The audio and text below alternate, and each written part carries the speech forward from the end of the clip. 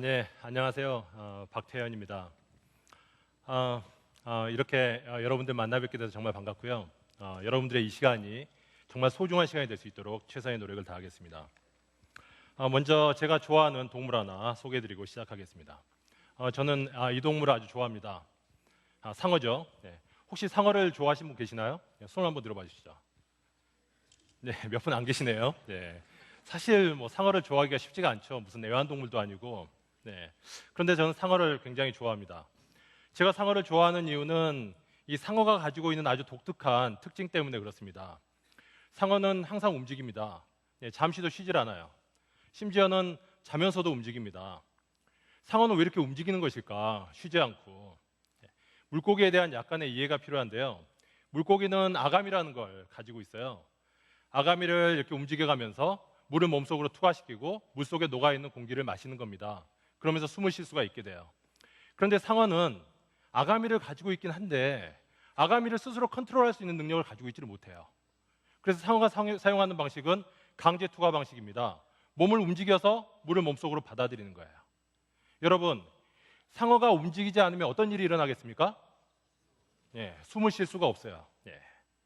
물고기가 물속에서 익사할 수 있다는 거 생각해 보셨습니까? 아주 황당한 일이죠. 그래서 상어는 본능적으로 움직인다. 숨쉬기 위해서, 살기 위해서. 저는 이 상어의 특징을 보면서 참으로 인생이 피곤한 동물이 아닌가라는 생각이 들었어요. 태어나면서부터 죽을 때까지 계속해서 움직여줘야 되니까. 그런데 한편으로는 오늘날의 우리의 삶이 그런 것이 아닌가. 세상은 끊임없이 변화하고 있고 이런 변화하는 환경에 우리는 끊임없이 적응해가는 이런 모습이 우리에게 필요하다. 움직이는 모습이 필요하다라는 생각이 들었어요. 그래서 저는 그 순간 상어를 저의 마스코트로 정했습니다. 상어로 닮자. 상어처럼 움직이자. 그러면서 제 삶에 아주 많은 변화가 일어났죠. 제가 처음에 한 일이 인형 가게에 갔어요. 마스코트니까 뭐 이렇게 휴대하고 다닐 수 있는 게 좀 필요했어요. 그런데 상어 인형은 말이죠. 영 휴대성이 좋지가 않습니다. 너무 커요, 이게. 이런 걸 들고 다닐 수가 없잖아요. 그래서 저는 이런 걸 만들어 봤습니다. 저의 사인입니다. 상어로 닮은 저의 사인. 이거 만드는데 한 6개월 걸렸어요. 이렇게 상어 사인을 만들고 상어와 저를 일체화시키는 그런 노력을 하면서 실제로 저의 삶에 아주 큰 변화가 일어났습니다. 강연도 아주 많이 하게 되었고요. 책도 아주 여러 권 쓰게 되었습니다. 또 이렇게 상어가 이끌어서 이렇게 이 환상적인 무대 세바시 또 이런 환상적인 이 청중들 앞에서 설 수 있는 기회도 얻었습니다. 감사합니다.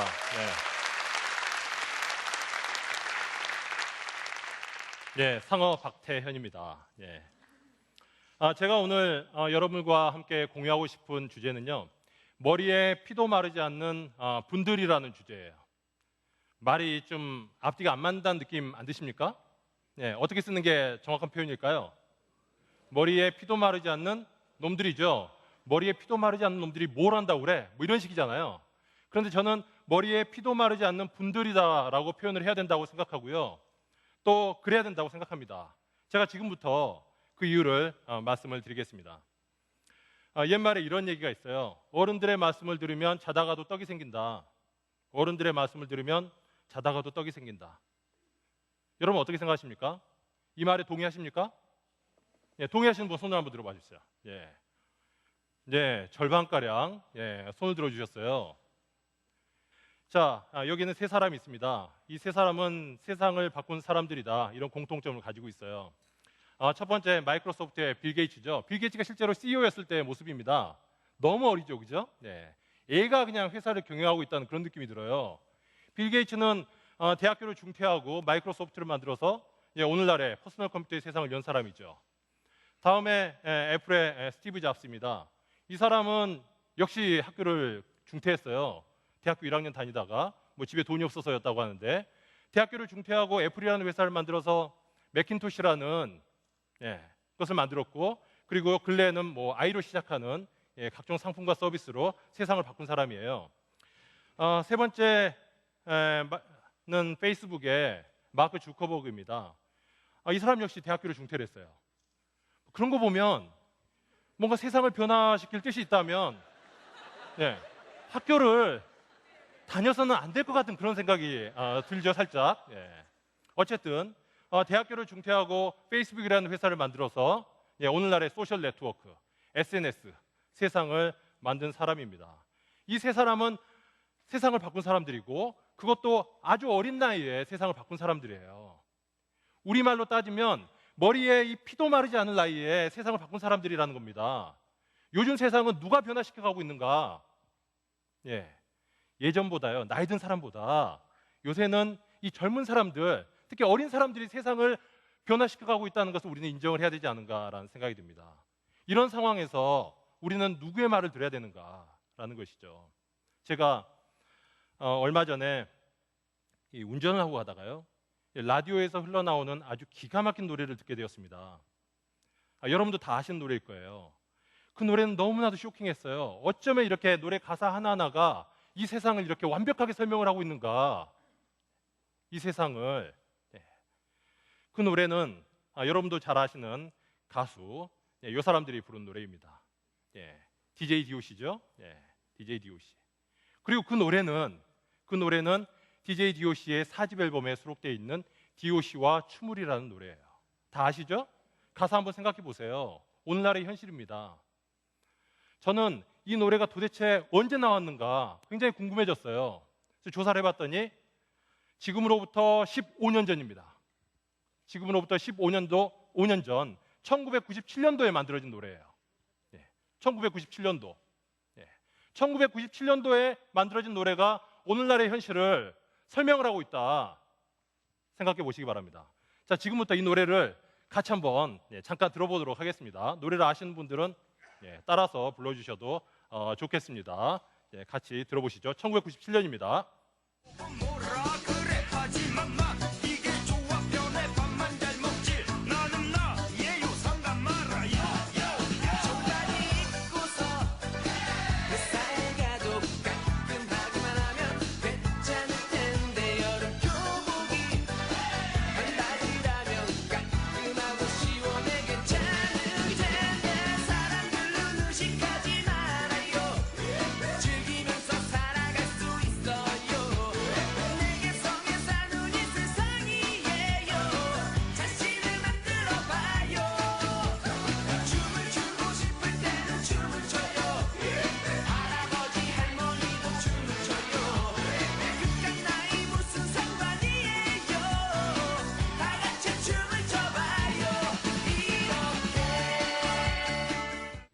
여기까지 들어보겠습니다.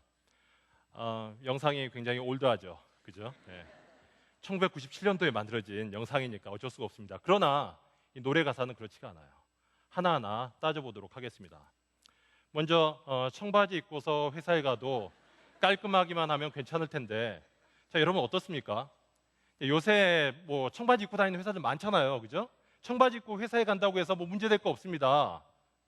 깔끔하지 않아도 돼요. 뭐 찢어진 청바지 이런 거 많이 입고 다니지 않습니까? 자, 이 사진은 제가 최근에 저희 회사에서 찍은 사진입니다.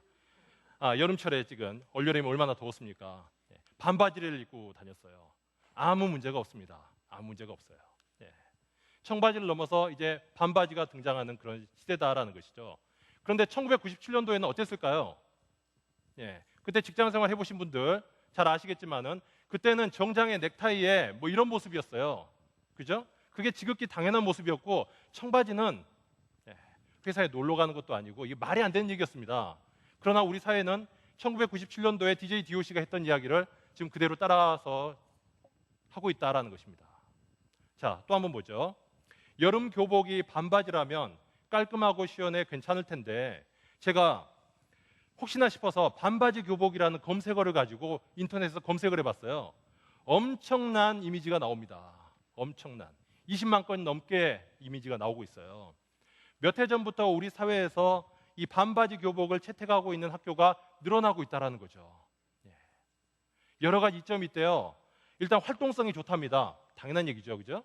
또 시원하대요. 학교가 얼마나 덥습니까? 에어컨이나 제대로 틀어줄 수 있는 그런 환경이 아니잖아요. 시원해요. 너무 좋습니다. 그런데 1997년도에는 어땠을까요? 학교에 반바지를 입고 다닌다? 이게 말이 되는 얘기였을까요?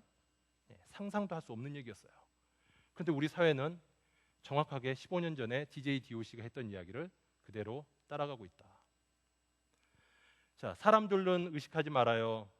내 개성에 사는 이 세상이에요. 자신을 만들어가요. 이런 얘기를 하고 있습니다. 요새 개성이 참 중요하죠. 개성이라는 말하고요, 강점이라는 말이 거의 같은 얘기로 사용이 되고 있는 그런 상황입니다. 우리 싸이를 한번 생각해 보시면 쉽게 할 수 있잖아요. 스스로 얘기를 하잖아요. 나는 가수의 용모가 아니다. 그런데 이 개성을 가지고 지금 세계 음악 시장을 평정을 하고 있다. 요새 트위터에 보시면 @미의 세상이다. 내가 중심이 된 세상이라고 이야기를 하고 있습니다. 구구절절 옳은 얘기들이죠. 춤을 추고 싶을 때는 춤을 추고, 노래하고 싶을 때는 노래하고, 뭐 별 얘기 아닌 것 같지만, 자, 이 노래가 몇 년도에 나왔다고요? 97년이에요. 97년에 우리나라에 어떤 일이 있었습니까? IMF 시절이 있었죠. IMF 원년이었어요. IMF 원년에 DJ DOC는 춤을 추고 노래하고 놀자라고 얘기를 하고 있는 거예요. 이게 웬 정신 나간 얘기입니까? 허리띠를 졸라매도 두 배는 졸라매야 되는 그런 상황이잖아요. 그죠? 그 시절에 DJ DOC는 춤을 추고 노래하고 놀자고 하고 있어요. 근데 가만 생각해 보면 노래하고 춤을 추는 것은 다른 말로 얘기하면 엔터테인먼트거든요. 우리가 그토록 자부심을 가지고 있는 한류가 어디서 나왔습니까, 여러분? 엔터테인먼트에서 나왔어요. 15년 전에 DJ DOC는 노래 속에서 엔터테인먼트와 한류에 대한 이야기를 하고 있었던 것이죠. 자, 좀 더 보겠습니다. 할아버지 할머니도 춤을 추고 노래하고 놀자라고 하고 있어요. 웬 버릇없는 얘기입니까? 네.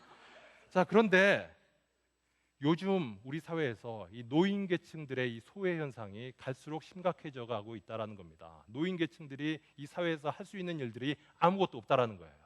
아무것도. 노인의 소외를 넘어서 학대라는 이야기까지 나오고 있는 그런 실정입니다.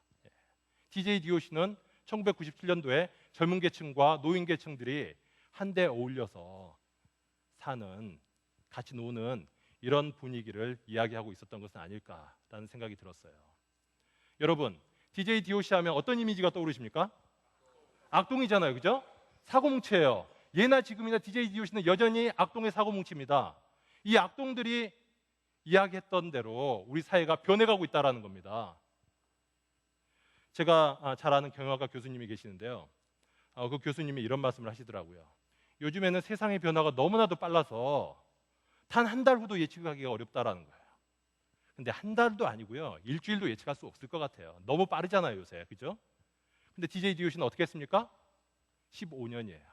저는 개인적으로 이 DJ DOC를 만나게 되면 이런 요청을 하고 싶습니다. 혹시 DOC와 춤을 2를 만들어 볼 생각은 없는지. 그대로 따라하면 되니까.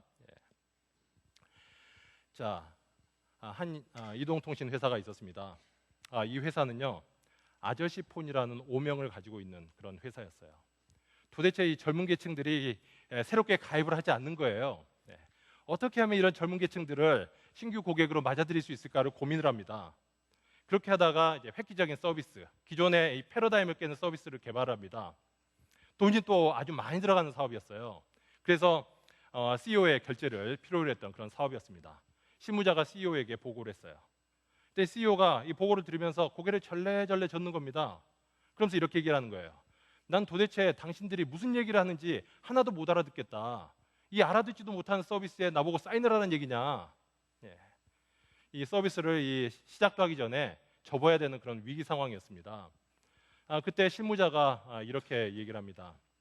사장님, 이 서비스를 사장님께서 이해 못하시는 것은 너무나도 당연합니다. 왜냐하면 이 서비스는 사장님 같은 분을 위한 것이 아니라 20대 고객을 위한 것이기 때문입니다. 만약에 사장님께서 이 서비스를 완벽하게 이해하신다면 이 서비스는 보나마나 실패하게 될 게 뻔합니다. 사장님께서 이해하지 못하셨다니까 저는 이 서비스가 성공할 확률이 높다고 생각합니다라고 얘기를 했어요.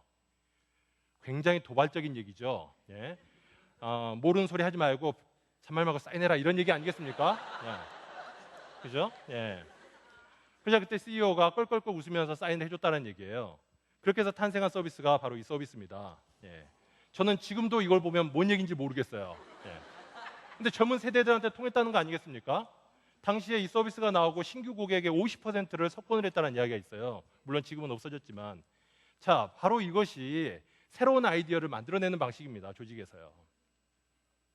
자, 제가 처음에 이런 말씀을 드렸습니다. 어른들의 말씀을 들으면 자다가도 떡이 생긴다. 동의하십니까? 손 들어봐 주시죠. 예, 여전히 동의하시는 분들이 계시네요. 예, 좋습니다. 저는 동의해야 된다고 생각합니다. 우리는 어른들의 지식과 지혜 그리고 어른들의 경험으로부터 배울 게 참 많아요. 그런데 문제는요, 세상이 너무나도 빠르게 변하고 있다는 얘기예요. 이것만으로는 충분하지 않다는 얘기가 되겠습니다. 자, 따라서 진정 세상의 변화를 원한다면 아랫사람들의 말씀도 잘 들어야 된다. 나보다 단순히 나이가 어리다고 해서 직급이 낮다고 해서 그런 사람들의 이야기를 우리는 무시하고 있었던 것은 아닌지 한번 반성을 해볼 필요가 있어요. 네, 이것이 제가 머리에 피도 마르지 않는 놈들이 아니라 분들이라고 표현을 하고 싶은 이유입니다. 예, 감사합니다.